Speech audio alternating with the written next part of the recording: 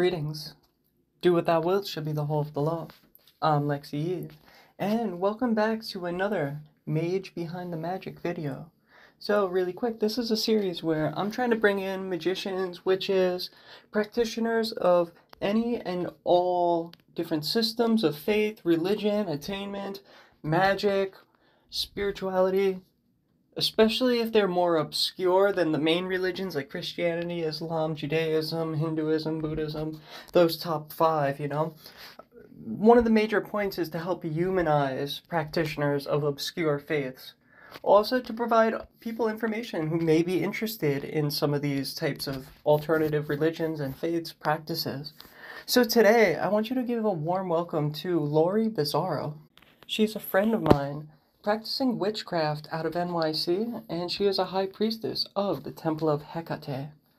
On top of that, she's a practicing lawyer where she deals mostly with different types of claims, fall, injury, but also what I really love and came to totally respect is that she will deal with cases where people have been wronged, whether by society or corporations, especially pertaining to sexuality, race, or most important to this channel, religious freedom. So we're going to get into an interview between her and I. Just before I do that, I want to just make a mention. We're on the road to 1K subscribers. We got less than a month to get there, and we need just over 200 more subscribers. And if we get to 1K by the spring equinox, I'm going to be giving away a free Stele 666 to one person who comments on the video thereafter. And there will be videos if we make that milestone. So without further ado, please give a warm welcome again to Laurie Bizzarro, and I'll introduce her as you get into the recording. Love is the law, love under will. Okay, we are officially live. So, greetings everybody. I'm Lexi Eve, and do what thou wilt should be the whole of the law. Today, I have a very, very, very cool treat for everyone. So this is another installment of the Mage Behind the Magick, as you've just seen in the introduction. The goal of this is to bring people in from many different spiritual, magical, occult, whatever traditions. Maybe even one day we'll do some mainstream practitioners that maybe get into Christian Gnosticism. But for today, I have a very special guest sitting online with me right now, and help just welcome Laurie Bizzarro, aka Lady Thalestris. She is a practicing witch of the Temple of Hecate from NYC, Staten Island. So without further ado, I'd like to welcome you all to Laurie. So hey, Hi, how's it everyone. going? Hey, it's so nice to be here, Lexi. Thank you for inviting me. I'm really looking Oh, forward you're to speaking welcome. with you. Thank you so much for coming on and agreeing to do this. So yeah, the goal, like we talked before we started recording, I want to get into what your spiritual magical tradition is, how you got into it, how it's affected you over the course of your life practicing, what you do both on your own and with your temple. And then last but not least, who you are just as a human who practices magic. Has any of this kind of trickled into your mundane life? So to begin, are you from NYC originally, or did you move here? There's so many people that come to the city, but there are still people here that have been born here. I'm actually a Jersey girl, born and Okay. bred in the Jersey Shore, Mm-hmm. and that actually led, I think, a lot to a gravitation towards witchcraft. I grew up in a rural, not so rural now, but it was very rural back in the day. I spent a lot of time in the woods with nature, so I think Mm-hmm. that lent itself to me being more comfortable in nature, honoring the elements. But Mm-hmm. then when I was 18, my parents dropped me off at NYU, and I began this journey as being a city girl. And Gotcha. so I also have a love and appreciation for the hustle and bustle of the city, and consider myself a New Yorker now. Gotcha. So I'm kind of opposite of you. So I'm born, raised, bred in Brooklyn. My family's been there 5 generations, I think, in Brooklyn, like North Brooklyn, Nice, Greenpoint, Williamsburg. nice. Yeah, and now on the most part, I'm with my fiance. He's out here in Jersey City, so I stay Oh, with him great. most of the time. So it's kind of opposite. Yeah. I also love the nature worship. I like going on hikes from time to time when I could get somebody to drive up to a trail, getting in touch with the elements, like you said, the streams, if there's a small Yeah. river or lake or pond, the trees. Um, so Temple of Hecate has been interesting to me. I've never partaken of your temple in person, but I've seen invites to different events, and I have close friends that have gone to events with you guys. Um, Talk a little bit, if you don't mind. What's the Temple of Hecate? What's the primary purpose? What do you guys do? Okay. So Yeah. maybe we'll start from the ending and go to the beginning. So Mhm. the Temple of Hecate I formed in 2014 after many years of practice. I was initiated in 2001, right after 9/11. Uh, and the purpose of the Temple of Hecate Incorporated is to create an actual temple structure that is reminiscent of and rivals St. Patrick's, the Mhm. Grand Temples in Midtown Manhattan, Mhm. um, of any origin, whether it be Christian, Jewish, etc. Hindu, Buddhist. I mean, we have all of those. We do not have a place for witchcraft. We do not. And I'm very elated and encouraged to see all over the country that these temples are popping up, but they're storefronts, they're small. I want a Mhm. grand structure, a mecca for witches to come. We look back in the ancient times and there were these grand temples to the gods, and the question is, why don't we have that today? So that was the Yeah. purpose. And in devotion to her, Hecate, now I'll go back to the beginning. So Sure. I was born and raised a Catholic, and I was pretty devout. I had really great parents, even though they were older, they really were about free will. Mm. And there were these older Irish, Italian Catholic parents, but they always asked me, this is your decision? And do you want to be confirmed? So I was confirmed in the Catholic Church, took it seriously. And then when I think, like I said, when I was growing up as a child, I always loved nature. I had a grandmother who was really into spiritual connection, into past lives, into, she would talk freely about seeing my dead grandfather. It was like normal and natural. There wasn't any taboo to it. Mhm. So I had this upbringing that lent itself to me identifying as a witch. So here I am. I moved. That's kind of, just sorry to cut you off. It's kind Oh, of it's funny okay. because there's a commonality with me too there. It's Polish and Italian family that I came from. My Okay. mother's side's all Polish. My father's side's Italian. On my mother's side, my great aunt is like she passed away recently, and she's like, we haven't Sorry. talked in many years before that. Thank you. We were no longer close, but when I was a kid, I was very close with her. Um, and she was very into conservative politics, which I don't want to go into, but that's why we kind of split apart Yeah. after my teenage years once I started to develop my identity and stuff. But Yeah. even though she was a very devout Catholic, go to church every Sunday and celebrate all of the Catholic, Roman Catholic holidays, she would always call herself a witch, and she would encourage me in like psychic practices. Like we'd sit there when I was like 5, 6 years old with a deck of playing cards. She'd pick a card and try to project to me what card it was, and sometimes I'd Oh, get it nice. right. And yeah, and so it was like weird. Like this Roman Catholic always jokingly called herself a witch, but knew she had psychic powers, but never really developed them properly. You know what I mean? So Yes, it's when I cool love that. commonality. I Yeah, love that. And I think that that helped us as witches to open ourselves up. And I think it's important to be open and to receive. And I think absolutely. that's part of the discovery process. So I always had this interest and in the occult, in things that were extraordinary and not mundane, in a spiritual sense. And so I moved to New York City. Went to enchantments here and there. Sure. Always had the esoteric interest in things. And it wasn't until I got married, I got divorced, and then oddly, so it's weird how a chain of events can lead you to a place. So I I needed a dog walker because I got Mm-hmm. divorced and now I needed someone to help me walk the dogs.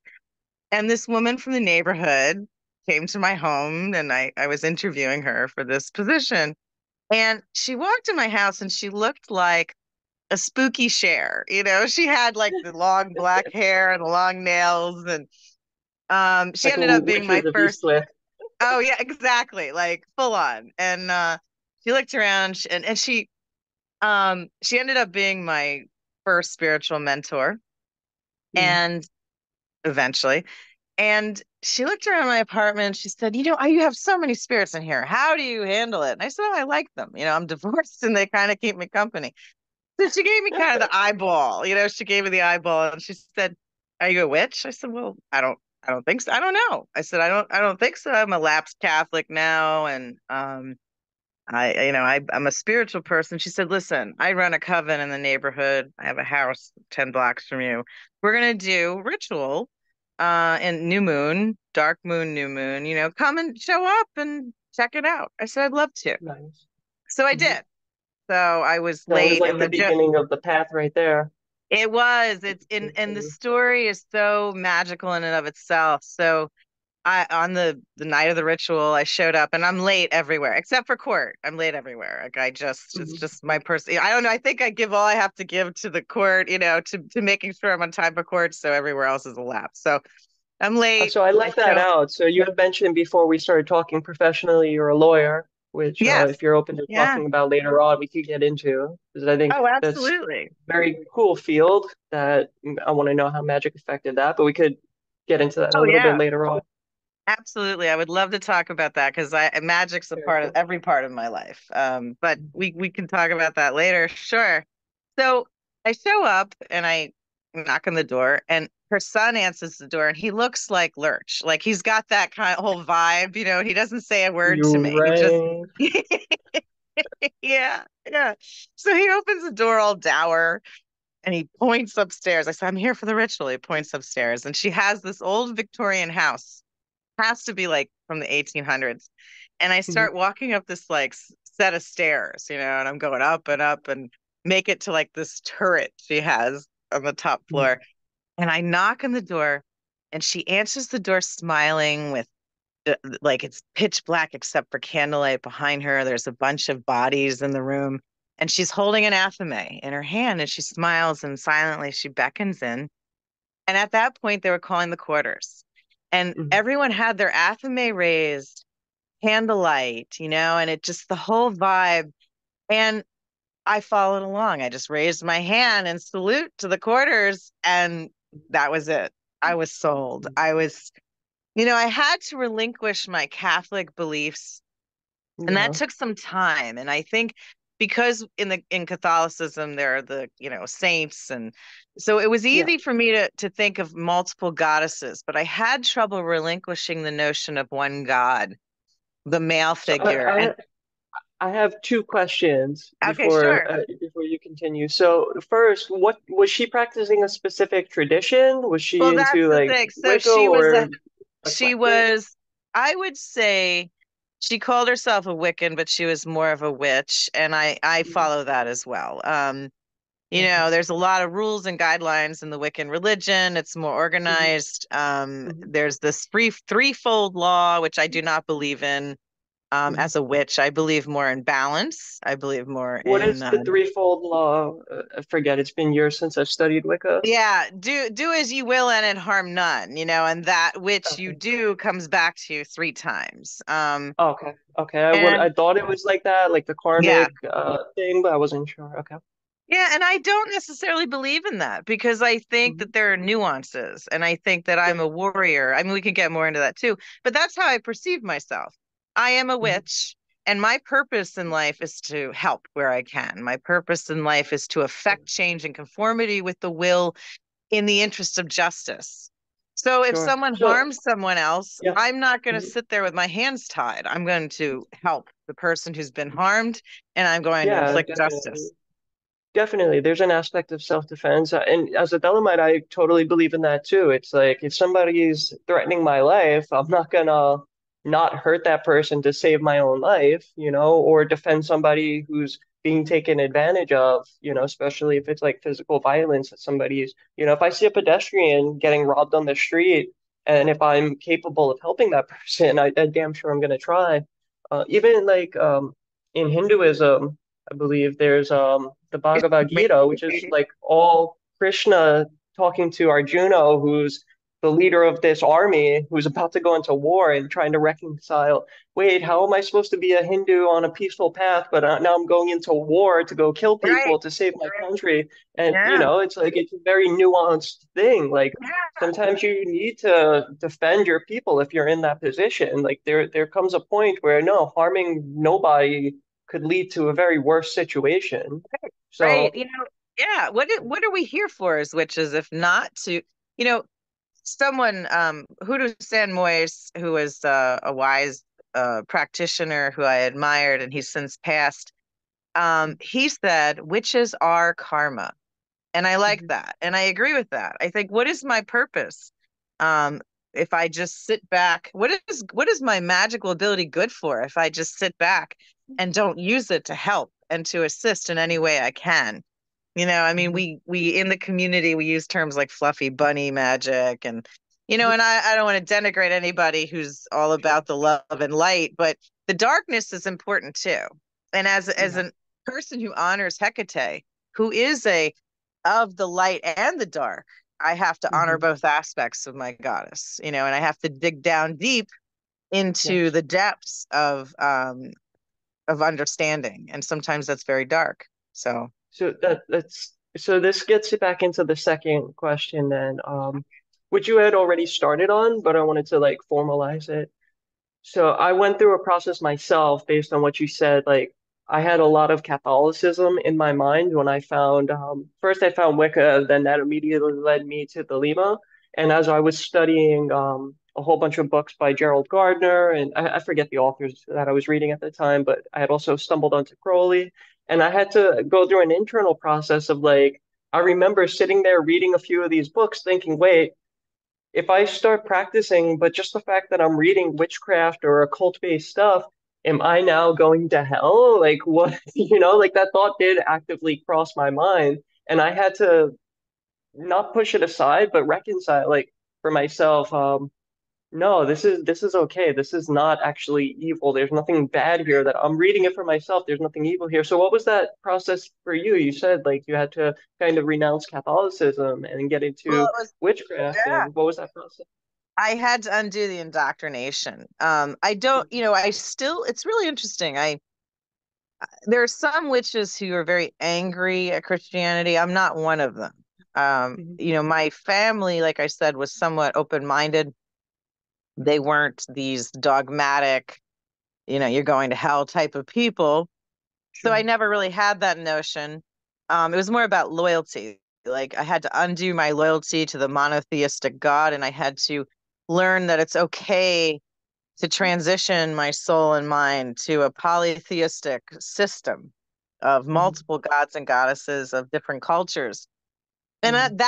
that has transpired, and we're way beyond that now. So, but when I honor my ancestors who are Catholic people, I do go to Catholic structures to do so. Mhm. And I love relics and and I love, there's nothing better than an old church with low Mhm. candlelight and the saints all around to honor my ancestors. I call upon my grandfather there. So I'm not one of those people who completely has abandoned my Catholic roots, and I do find it's very um, I don't want to use the word useful, but it helps me to honor my ancestors.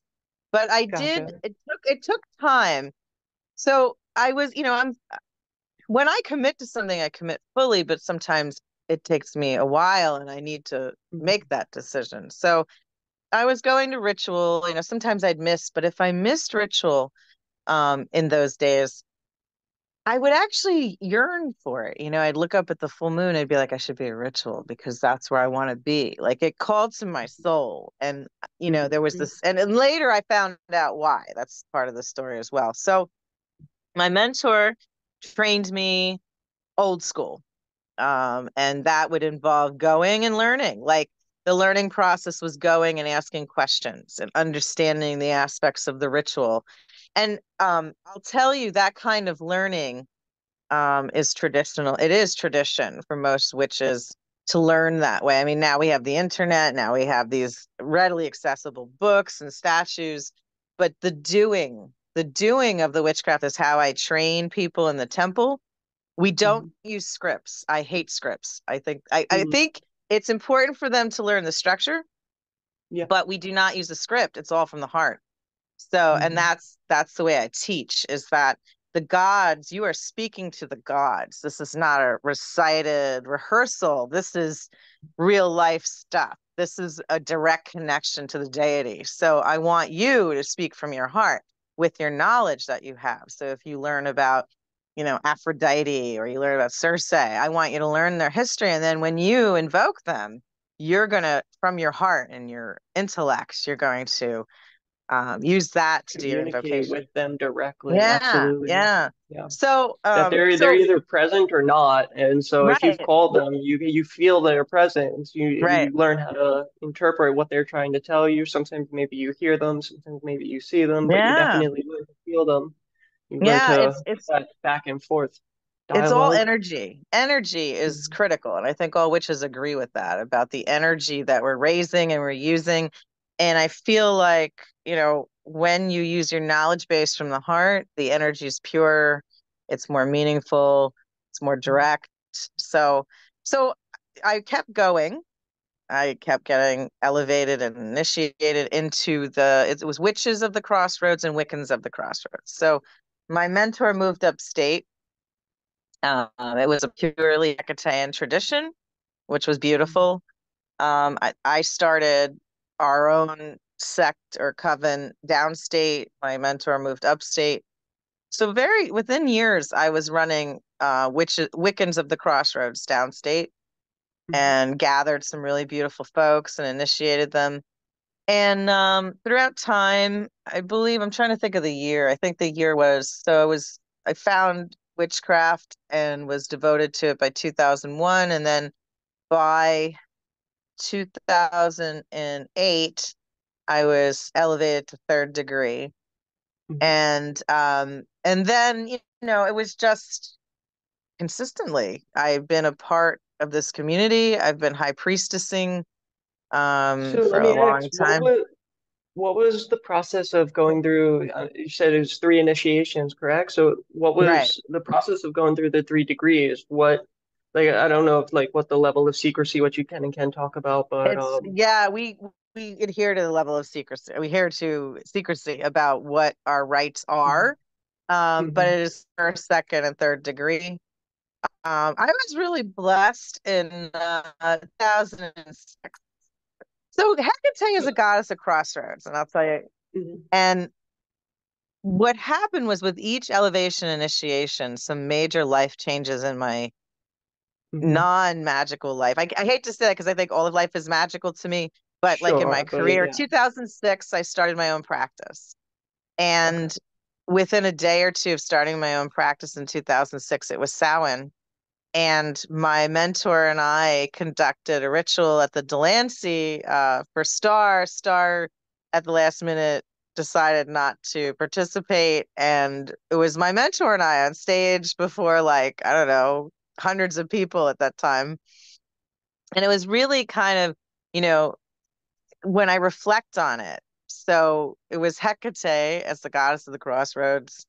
It was this elevation and rebirth of me as a high priestess in my second degree.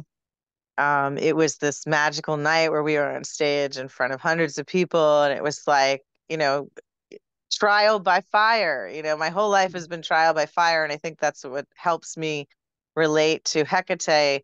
And I think that's been my journey in a good way. I think, the changes in my life I attribute to honoring Hecate.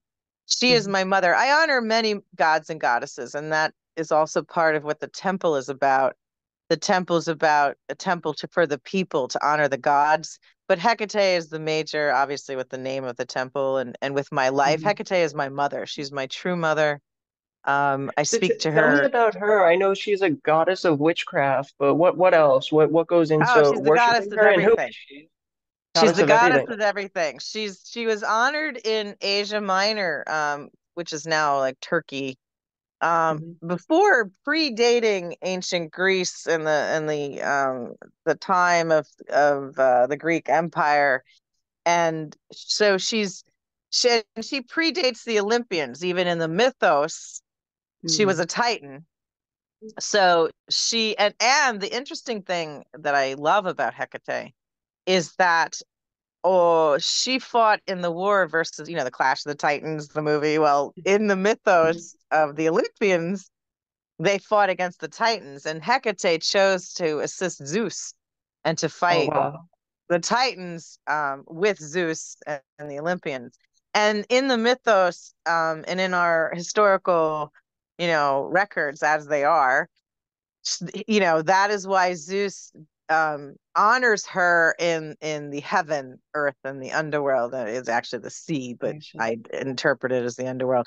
But she's Hmm. she's honored in all realms of the universe, and Hmm. she's like the world's soul. She has so many names and forms, epithets. I mean, hundreds of them. So it's not like she's just the goddess of the crossroads. She's just the goddess of liminal spaces. She's just Brimo, which is like this avenging force, Sotiera, savior. I mean, she's Yeah, everything. She's the the god. more you say it, the more I start recalling things that I've heard. She's even the triple Yeah. face goddess. So there's an aspect of a moon goddess there, but night and Yes. darkness, like there's so much. There's so much that just keeps Yes. popping up. Yeah.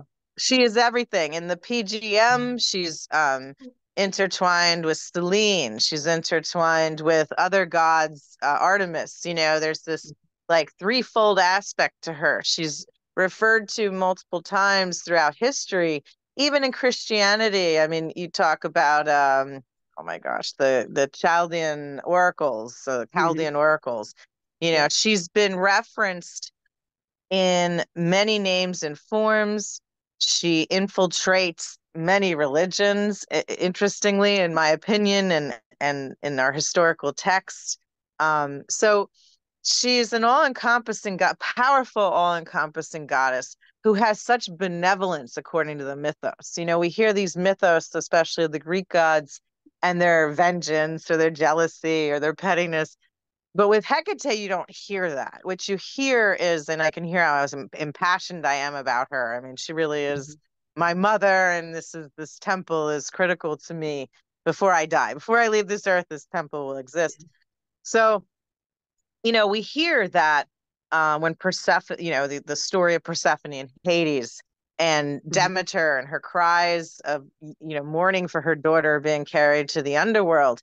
And Hecate is the one who assists and helps to, kind of transport and find this girl and bring her to her mother, back to her mother. We hear stories of the benevolence of Hecate in other circumstances, in the circumstances of humans. So she's this powerful goddess that's willing to fight for justice, who's willing to cross boundaries and not just assist the Titans, but help the Olympians. She's the goddess who hears the cry of mortals. And she's become, throughout time, I've been honoring her for over 20 years now. And I've seen this beautiful opening and realization of people of who find her, who gravitate towards her. And the numbers are just, I mean, we have something like 12,000 people on the Hecate study group, which is one of Hmm. the temple pages. And this is on Facebook, and Hecate's Crossroads has something like 20,000. So we have this grand number of people who are learning about her and honoring her every day. And it's a beautiful thing. I mean, I've come to love her and speak to her as my mother. And I'm here. My main purpose in this world is to help people learn about her and understand her so that they can, um, connect themselves soulfully and as witches to her. Gotcha. I wanted to share a story. I've had two experiences with Hecate. We were talking before we got on the recording. just my limited experiences with her and from meeting other people that work with her, that it's like a very dedicated, if you're working with her, people that work with her really work with her and they don't, like, of course, you could work with other things while you're working with her, but like she's always the primary, she's always going to be there. So I never wanted to fully step into worshiping her. It just never called to me personally. So I never took up a formal devotion to her. It was not, it just wasn't my personal thing. But I did have two experiences where one friend who is a priestess of Hecate, I was early in my transition and I was working with Pan a lot at the time. And we went up to like a mountaintop and she's like a full-on Hecate worshiper. Like that's her thing, her go-to all the time. Lovely. I And love so that. yeah, it's like so cool. So, but I said, I don't want to bring her to the circle if I'm not a worshiper. And she said, no, it's fine because I'll work with Mhm. her in the context and it should work out. And so I said, okay, as long as it's not going to offend her, that like I'm not going to persist on and continue to work with her after. It's just, it's just for this one ritual and she's working with you and I'm working with Pan and we could kind of do an intermingling and it worked itself out. So I set up like on a mountaintop in Devil's Den Reservatory State Park in Connecticut. Beautiful. Went up to Beautiful. yeah, we went up to a mountaintop and we found like these tree branches that had fallen, like these huge branches, and they made like almost like an arch. The way that they fell, it was like a perfect arch. It was so we Yeah, walked through beautiful. and that was like our portal into a ritual space. And so in that space, it was like a clearing on the mountaintop. I made a circle with tarot cards. I put them in order from like I don't like in order. Like if you bought a new tarot deck, I put them in that order where it's like the 1 through 10 of discs, then the court cards, then the swords in order, and then the cups and then wands, and then the court cards. So it was like a big circle. And in there we had Eucharist, in Philemon's Cake of Lights. We were using those. And then I was starting to change feminine wise from early stages of hormone replacement. And so I had satyr horns and satyr fawn legs. So I, Nice. I put that on and I was bare chested. And I was like in this in between liminal space of changing genders, going through that process. So it was like kind of cathartic to, like I'm not quite male, but not quite female externally at that point. So it was very androgynous. And so I did like an invocation of Pan going around the circle. And then when that was done, she did an invocation of Hecate. And then we brought all the energy present into the cakes of light and consumed them with our own respective intentions. And we had both saw something super cool, which didn't have to do with anything that we had invoked, but at the perimeter of our circle was a form of astrolite that was about knee high. And so we both saw it. And when the ritual was done, we looked at each other, looked at it, looked back at each other, continued the ritual. And when we were done, we are like, did you see that gnome that came to the circle perimeter and was Wow. checking us out? Oh, that's amazing. That's amazing. Like, oh my God, that's so crazy. That was like my first experience with her. Um, I love that sounds like a really beautiful and well planned and completely devotional ritual. And I adore Pan as well. Pan and Hecate work well together. She works well with yeah. Hermes. We use Hades. We also work with Hades. But yeah, Pan, I adore Pan, and he's a wonderful primal god. I'm sure you're also familiar with like Orpheus, right? The Yeah, story of him going to the underworld yeah, and communing with yeah, Hecate, right? So yeah. I was in the middle of a magical retirement one time, and it must have been the day of Saturn because I was doing like a zodiacal 12-day retreat. So maybe it was the day of Aquarius. So it was towards the end of the retreat. I was in Brooklyn at the time, and it was like midnight. And I followed kind of an Orpheus type thing. It was a 12-day retirement where I'm in my temple the whole time, except for this one ritual where at nighttime I go to a crossroads where there was a fork in the road in Brooklyn near my house, and it's like a dead factory block in the middle of the night. And Wow. I had an invocation of Hecate, and I gave her an offering bowl full of like old, really beautiful keys. I know that there was eggs in there, and I looked up a bunch of things that she likes, and I put them all in a bowl, offered it at the crossroads, and I had this leather-bound book by Crowley with his invocation of Hecate. And so the theme there was to help me in my initiatory path, especially with that process of that retreat and what that was leading into for me. So I invoked her, and then I had to do like Orpheus. Once I leave that offering and I start walking back the way I came towards my house, I'm not allowed to look back. If I look Right, back, my soul is jeopardized. Like she, whatever, that kind of concept. Like, okay, I'm going to incur right. really bad, deadly karma from that. Otherwise, if I make it back without looking back, if I can get back to my house without looking back, she'll gift me whatever I had asked for through my intention of offering her stuff. And so that was the Interesting. agreement. And I got Right. a block away from my house. There's nobody. I didn't pass anybody. It's like 1 o'clock in the morning, and there's nobody on the street. I'm a block from my house, and behind me, I hear dogs barking, like literally Wow. right behind me. And I'm like, oh crap. Okay, so I'm just gonna keep going. I made it home. It worked out good, but like it freaked me out. It was like because dogs, in my understanding, are sacred to her. So the No, fact they that I'm are. hearing, Yes, absolutely. Absolutely. They are yeah, sacred to her. And that's a good omen and sign. That's a good sign.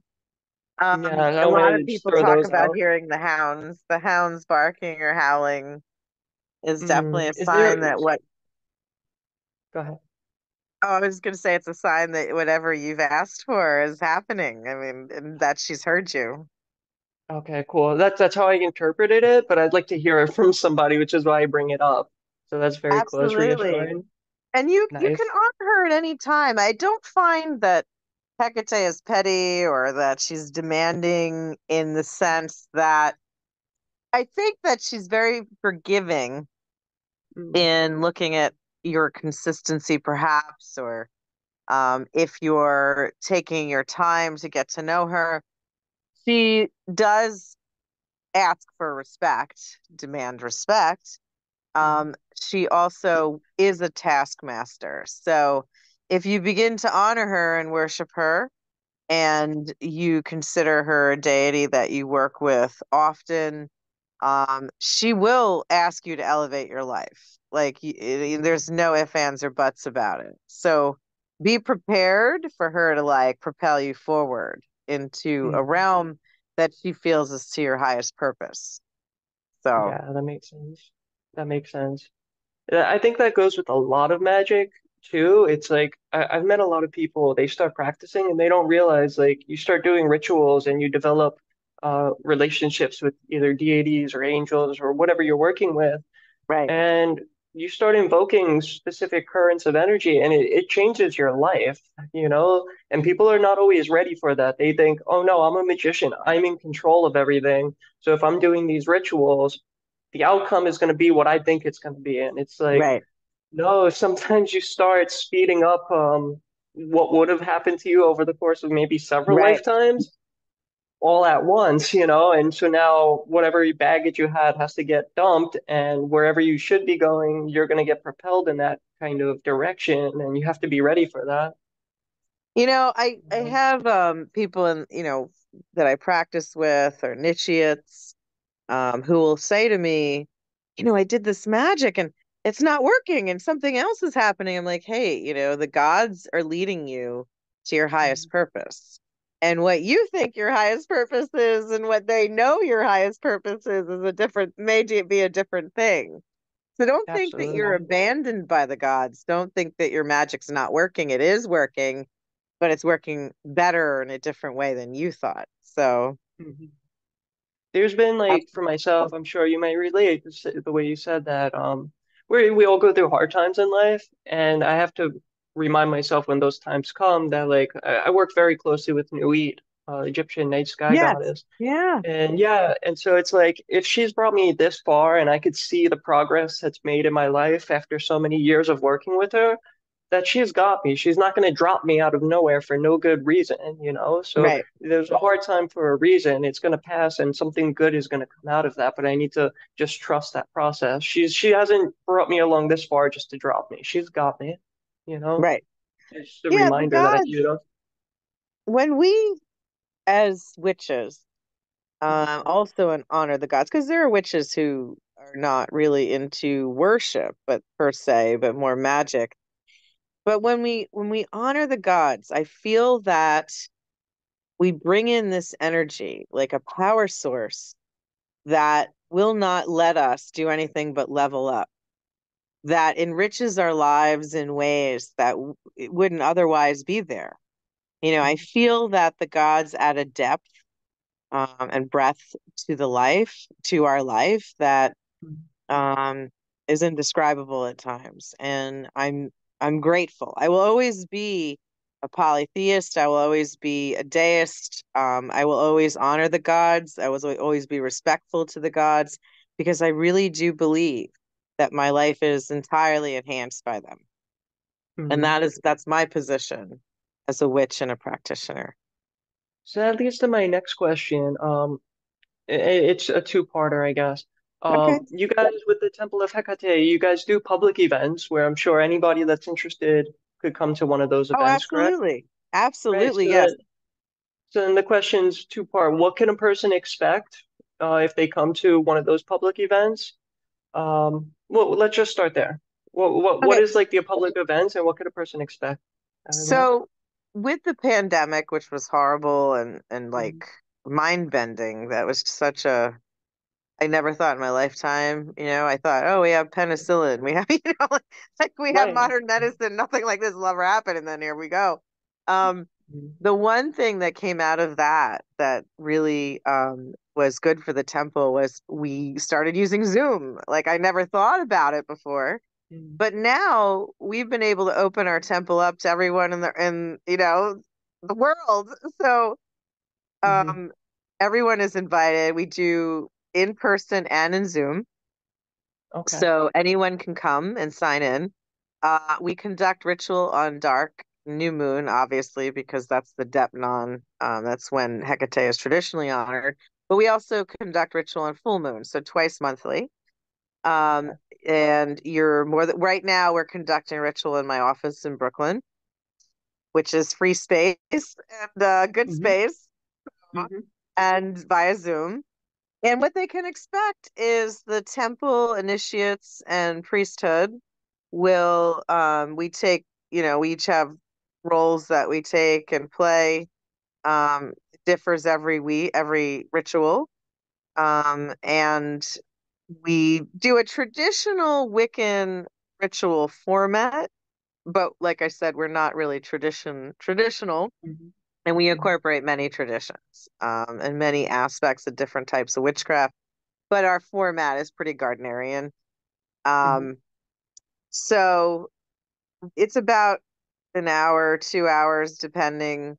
I like before I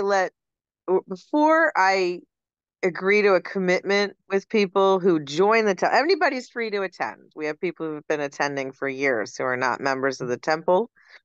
But before we accept people and we do not charge. I don't charge to teach people, and that's something I feel strongly about. My mentors never required a fee from me.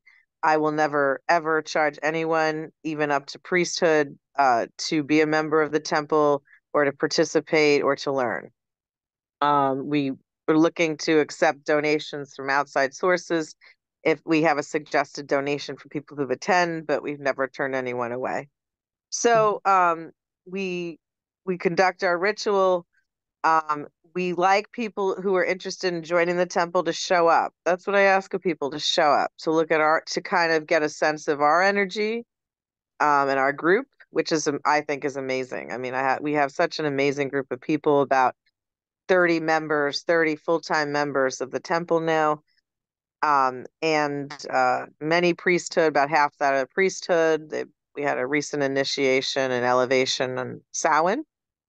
Mhm. Um, so I like people to get to know us and I like to get to know them, and they do that by showing up. I like consistency. I'm a stickler for consistency with my people. If you ask them, Mhm. Yep. what I require, it's consistency, it's devotion, it's kindness. I've actually picked people out, just booted them right out for if they've been unkind. I will Sure. not tolerate um, someone who's not kind. I will not tolerate people who are not respectful. I will not tolerate discrimination of any form, and I will not tolerate any harassment, which includes sexual Mhm. harassment. I actually had to kick out a priest who engaged in sexual harassment, and they got the boot like 1, 2, 3. Like I don't play around. So, um, but we're a good group, love each other very much. We consider each other family. We act as family. We celebrate all our life events together, birthdays.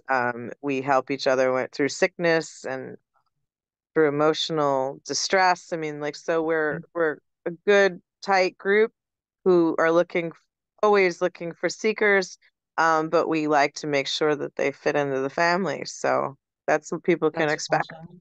Yeah, that's beautiful. That's really, in my opinion, what it's all about, Yeah, finding your tribe, getting that energy right. going. I like that you do. I've never done formal, consistent new moon or full moon rituals. I've done like once in a while, just Right. when it felt right. So I think it's so awesome when I hear people do that and they celebrate the seasonal changes and the big holidays there of the Yeah, cycle of the wheel of yeah, the elemental changes, autumn, spring, and the in-betweens, Beltane and Mayday. Um, yeah, that's awesome. And then you guys do initiation. So yep, that's really awesome. I hope it's okay. I bring it up. It's a little perhaps emotional, but I think it feels right to do so. So I had found out about the Temple of Hecate, and I met you because of Daryl, who was a right. close friend of ours who had passed away Yeah. uh, last year, last April. It was actually the day before my fiance's birthday. Wow, We were wow. out I to miss dinner him. celebrating his birthday. Yeah, me too. And we got the text from Daryl's girlfriend. Hey, he just passed away as we're celebrating my fiance's birthday. Um, Yeah, and out of that, though, something really beautiful came is that I got to meet you and we're doing this interview. And, but I had absolutely. seen him go a few times to your public events and I saw like there was a brightness about him in every picture he Uh, shared from like post ritual where he's hanging out with you guys. He was so bright, and it was really beautiful. yeah. I miss him terribly. He was such a soul friend of mine. Mhm. There are people who come in and out of your life, and you meet them and they're a part of your life. But Daryl was like my soul friend. Sure. He was someone I know that we've followed each other through lifetimes. And I spent a lot of time with Daryl. Like, we would go out to dinner, we'd be on the phone, and we would have these amazing conversations. He had this beautiful notebook where he would keep his magical Oh, thoughts. yes. Yep. And yeah, the man was so brilliant. And he would just teach me, and we would talk, and we would throw around ideas, these esoteric ideas and like mind-bending stuff. And he wanted to It's share amazing. his knowledge of ceremonial magic, and I shared with him my thoughts on magical practice and ritual. And we even conducted a ritual together around the hermit card. Um, Oh, cool. yeah, and like we brought together our ideas. He came and instructed the temple on the was it lesser banishing pentacle ritual. And Hmm. um yeah, am I saying that correctly? Or Lesser banishing ritual of the pentagram. Yeah. yeah, His exactly, yeah. notebooks were phenomenal. So if people listening don't know Daryl Serrano, a very close friend of ours passed away. He was on dialysis for 37 years. Yeah, He had, as far as I'm aware, right after his first initiation into a Thelemic order, came down with dialysis. So it clearly, and in his opinion, I've heard him say this, it was a karmic thing that he yeah, took the initiation and there was something in past lives that had to be addressed through this illness. And what that did, it stopped him from being able to hold any type of consistent job. And he was basically on government aid and health insurance to deal with his yeah, sickness. He had to do dialysis 2 to 3 times every week for several hours a day. And yeah, but on the other side, that gave him time to sit there and study the shit out of the occult, excuse my language, but right, yeah, and he was brilliant. He's one of those people that for me, he didn't even know how much he taught me probably, but it's like always like I was new at the time and I'm sharing, oh my God, I just did this ritual. And partially it was probably like I just wanted some attention, positive feedback from a community. But on the other side, I just wanted to share, like, hey, I'm a Leo, look what I can do, yeah, kind of thing. And yeah. he would come immediately, be the first person to comment, yeah, you did that, but did you journal it? And I'm like, oh God damn it, Daryl. And so he I pushed know, me yeah, in so many little ways. It's amazing. I met Daryl when I was still with my first mentor, way back in the day. Like, oh gosh, I met Daryl. I want to say it might have been before 2006. And it was at like this tarot meetup. And Mhm. he read my cards and he sat across from me and he had these beautiful eyes, the eyes of a seeker, like the eyes Mhm. of a mage, right? Like they're Mhm. he had these brilliant, beautiful, all-seeing eyes. And he looked at me and he said, like you're meant for great things in this magical practice. Like you have a great responsibility and you're meant for great things. And he saw that and we were instant, like we had this instant connection. Mhm.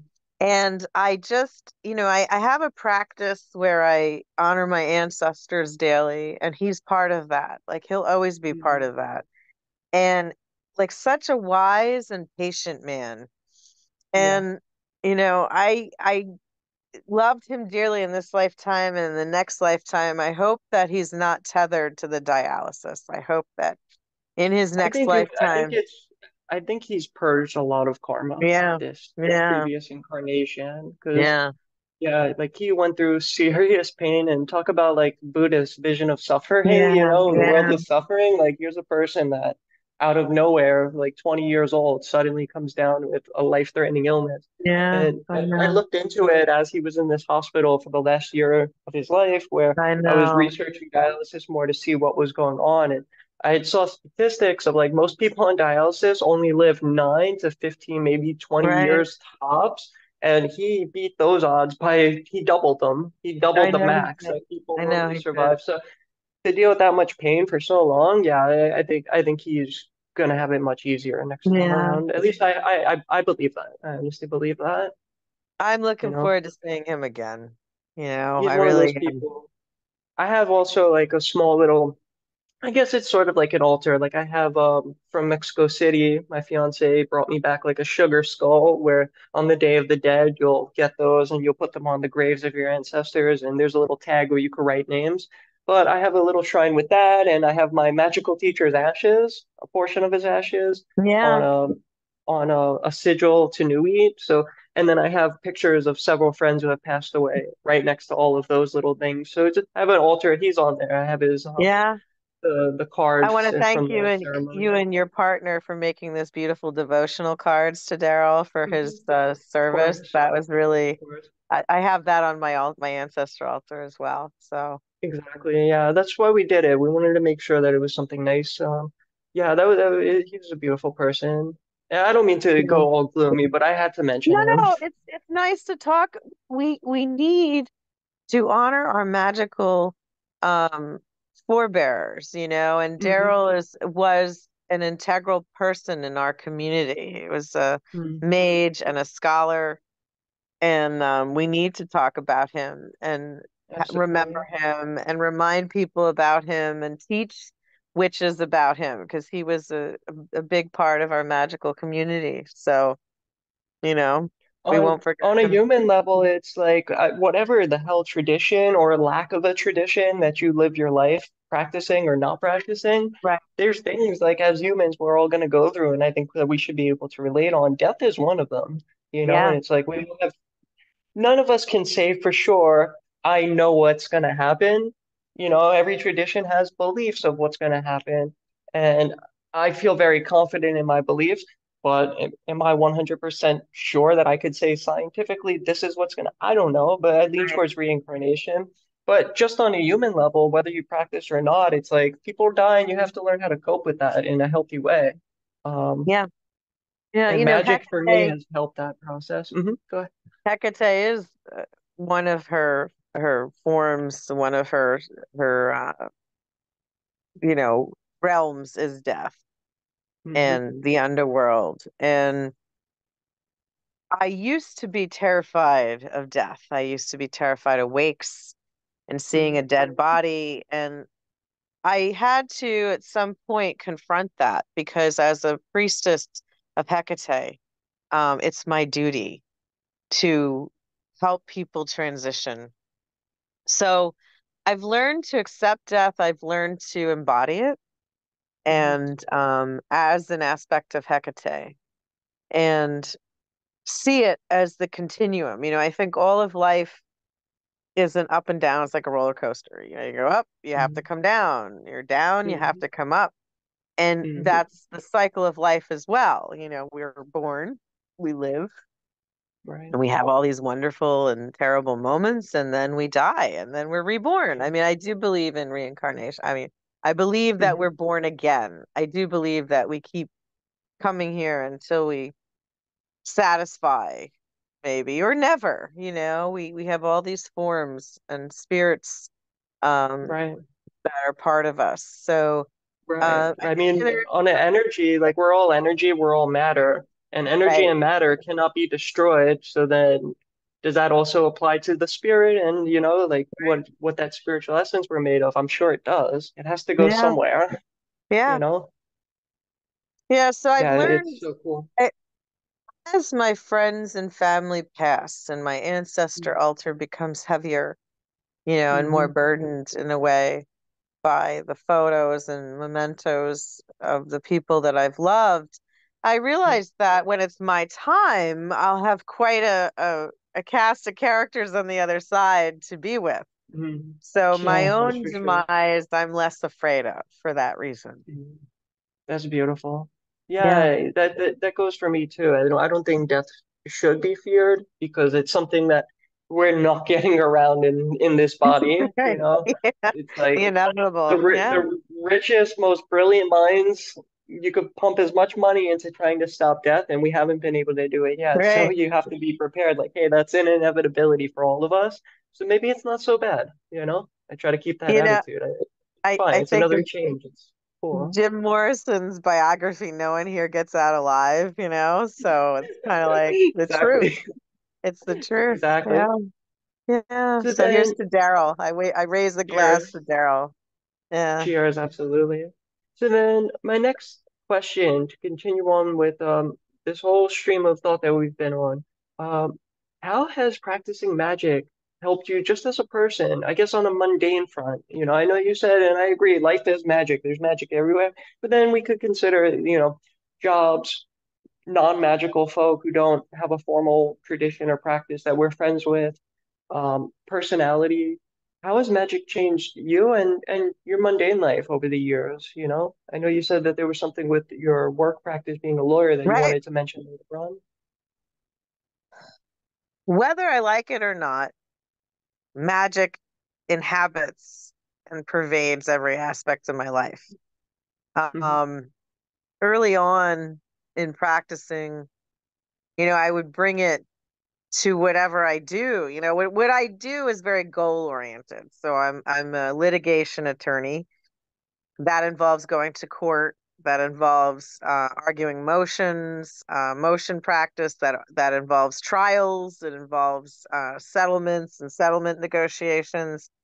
Hmm. And early on, I would, as a priestess, I invoke and I embody the goddess. And then I started to bring that into my practice. So let's say I'm at a mediation and I need to speak, and I need to speak on behalf of my client in a way that's persuasive and will get them, the outcome that they desire. I embody the goddess. I become Hecate. I mean, to get Hmm. over any nerves I may have, or to be able to argue articulately, and to be on point, to know what to say. So I just started invoking and embodying the goddess in my, mundane legal practice. And Hmm. then I That's realized that, powerful. I mean, she's one hell of a goddess to yes, embody. And in a yeah, court system where it's like she's in charge wherever she goes, like there's not right, too many right, things or ideas or entities that trump her. So it's yeah, like, hey, I'm now here and this is what it is. So like, holy crap. yeah. Yeah, it's funny. You ever watch American Horror Story Coven with Jessica Sure. Lange as the Supreme? Yeah.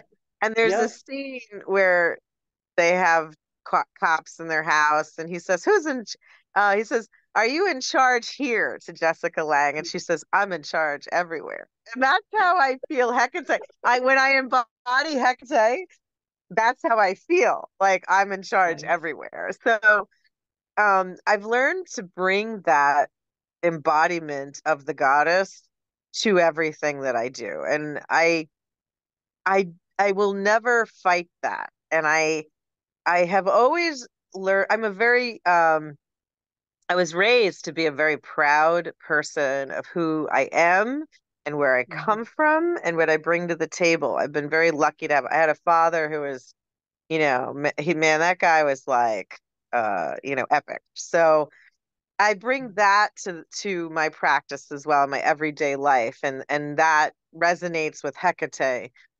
So, I have an altar in my office, and there's candles burning when my clients come in the door. I don't know, you haven't been to Mm-hmm. my office yet, but so you walk into my office, there are effigies to Hecate everywhere. Nice. There, yeah, there's a big, like relief portrait of her with her torches fighting the other titans. Mm. There's an altar with candles burning, and I think in my office I have Hecate, Medusa, Santa Muerte, and Santa Marta. Mm-hmm. I do have other gods, and now I've just acquired Ares as well. That's another story.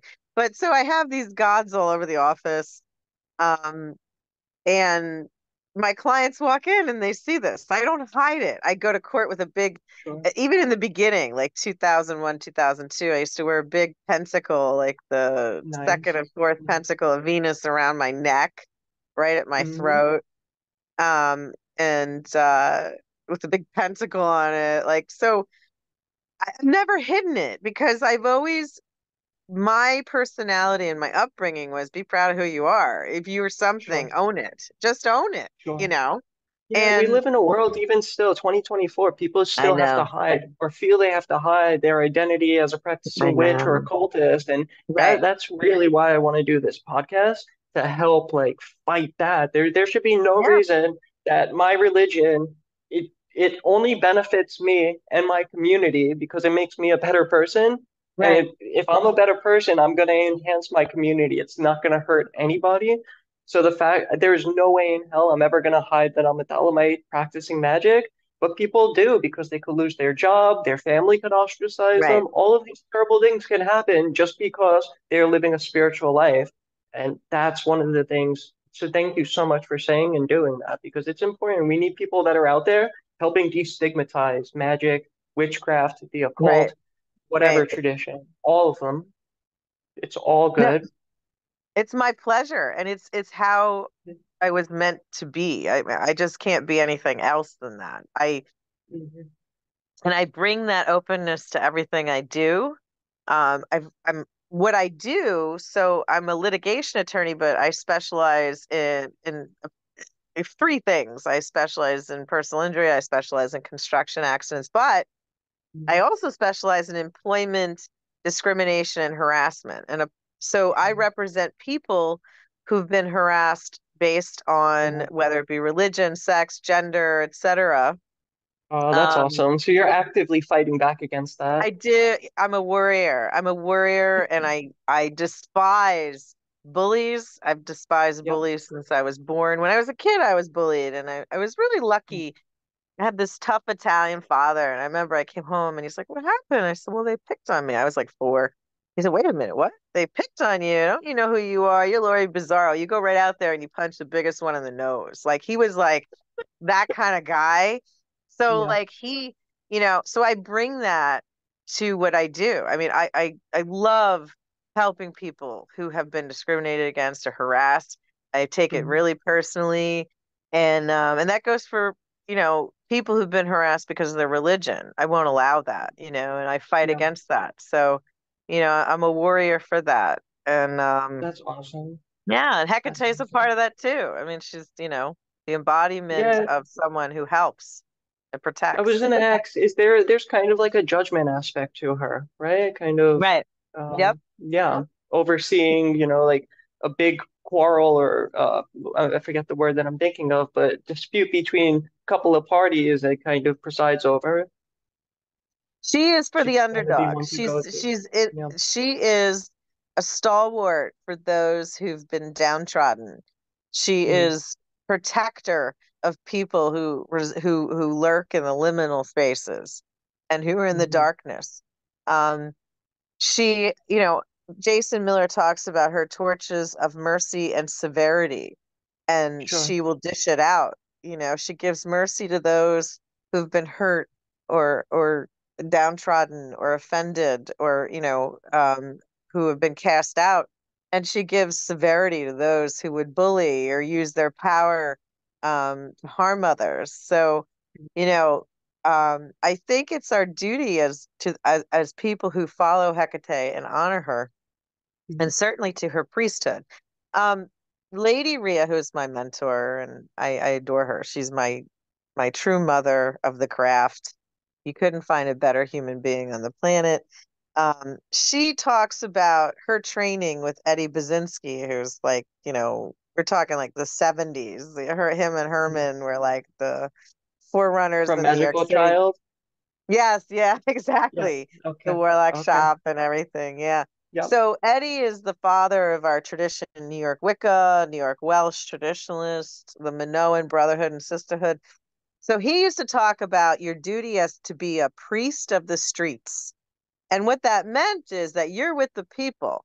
Just because you're priesthood, you're not elevated. You're down there helping people. You're on the level of the people, and your job, your sole job till the day you die is to help others. You're in Yep. service, I and love that. Yep. yeah, and that's what it's about. And that, like, Rhea, she's amazing. I don't think the woman rests. She's in her 70s. She's on the phone helping people every day from like the moment she wakes up to the moment she goes to bed. And I try and do that as well. Like I try and help everywhere I can. You want to call me, you have an issue, I'll help however I can. And I think that's our That's job. one thing I love. I love that. Yeah. Like, there was this guy coming around this neighborhood in Jersey City, and I don't care that he's a Christian, that's fine. If you want to stand there handing out flyers in the park, that's fine, whatever. But he had this giant speaker with a microphone, and he'd stand there for 8 hours a day Oh on a wow. loud giant speaker where people are, because it's a park surrounded by houses on all sides of the block. It's a 1 block radius park. Beautiful, family oriented, peaceful most of the time. And he just started coming consistently with this giant thing where if you're in the back of your house, all the way on the other side of the park, you could hear him inside the back of your apartment as far away from the park as you could possibly get. And it got to the point where it's like he's standing there screaming right next to where the kids play too. Like Oh he chose God. that spot, talking about how homosexual anal sex is abhorrent and you're going to hell and you're all sinners for Wow. condoning it. And it got me so riled up that I, being the crazy Thelemite that I am, first went outside, brought my magic circle and triangle, and I didn't hex him, I didn't do that. But I knew it was going to freak him out that I come out there with a magic circle and a dagger and I start doing pentagram rituals and I invoke the Bornless One, and it That's freaked him out. amazing. But he didn't stop. He kept coming. So next thing was to rile up the whole neighborhood and start. First, we called the cops, and I got as many people riled up around the block as I could, all phoning the local police department, like, "Hey, it's fine that he wants to be here, but he can't use the speaker. That has to be breaking some law." I Because we love could hear that. him inside our houses. Like it's literally noise pollution at this point. It's that loud to the point one person had to start playing a guitar with his loudspeakers in his apartment with the windows open to try to drown out the guy on the microphone. And it's still Wow. you could hear him. Like Wow. it was still that loud. Finally, I got so many people riled up that they all started writing City Hall and the DA, and they changed laws that okay, you can't use the microphone anymore. So yeah, I like Wow. fight that one. It would have been fine. You're preaching Christianity, I don't care. But the second you start telling condemning me Right. as an LGBT Right. person, and just the loudspeakers, just the noise pollution and violation of peace and privacy, and I don't want to hear you inside my house. That's where you're Yeah. crossing the line. It's such a they don't realize how hypocritical they are that they want to try and embody Jesus but preach hate. Like that's the Yeah, antithesis of what Jesus was supposed to be about. And right. it's like it's such an ignorant um vehicle for hate, and it that makes me angry. I don't think that the Yeah, pure Christianity should be that. No Christian should be like that. and no, and so no, it's become a window shop front for how right. like the mafia uses a front. It's become a Yeah. front for bigotry and hate. No, it's my religion to hate you. No, no, it's not. No, Right, it's not what that right. is. That's right. Jesus took Yeah. in prostitutes, and I'm sure, he's hanging out with 12 guys. Statistically, one of them was gay, at Right, least, right. with 12 Exactly. random guys. At Yeah. that time period where it wasn't really super condemned, nobody cared, It's so it's funny. like, come on. Yeah. It's funny, like that a lot of Christians don't realize the Bible was written really as just this guideline written by men of the times. Mhm. So they Right. put their own prejudices into it. Of It's course. not, Of course. it's a fictional account written um by men who had a certain pseudo moral code at the time, and they try to impose Right. their moral beliefs, erroneous moral beliefs, on the rest of the population. So And the I would real mess. respect, go ahead, I'm sorry, cutting you off. Now, I was just going to say the real message of Christianity gets lost in that poem. I would respect. It's like, okay, you're gonna preach that one line from Leviticus that gays should be killed, but you're eating shellfish, you're Right, you're not following all of the other, you pick and choose. If you're going to follow that one specific thing because it fits into your prejudice and claim right, that no, this is my religion, I have to do this, well, what about the other things that you don't pick and choose? right, I would at least right, respect, okay, you want to be a radical canonized Bible follower, well, what about the rest of it? Yeah, it just the hypocrisy, and the most of them never even read the book. They're quoting lines that somebody else read. You know, if right. you see it all the time. Have you ever read the Bible? No. So, it just gets under my skin. I don't want to bash Yeah, yeah, Christianity. There are good Christians. There are people, that actually achieve gnosis through Christianity and have a right. connection with Jesus, and that's all fine. It's just I can't stand hate, so I'm there with you. So I love what you're Yeah, talking about with standing up for people that are getting abused and yep. discriminated against. It gets me riled up, you know? Of course. Yeah, absolutely. It's Absolutely. good. So I guess lastly, I want to just open up. Is there anything that you want to branch off into before we close? I think we've been at it a little over an hour. Yeah, I But I just want wanted to, to want to just give say, you a shot to go anywhere. I just wanted to thank you for the time to talk about the temple and about Hecate. And I could go on Mhm. for days about her and the temple. And I welcome people. You're welcome to come and check us out, and I would we'd love love to to. meet you. Yeah, That would be great. Yeah, maybe one of the next check what my schedule looks like. I have you on Facebook. We exchange numbers. We could stay in touch. I would love to come see a public riot. Uh, see absolutely, see what absolutely. energy you guys bring to the table. Experience that.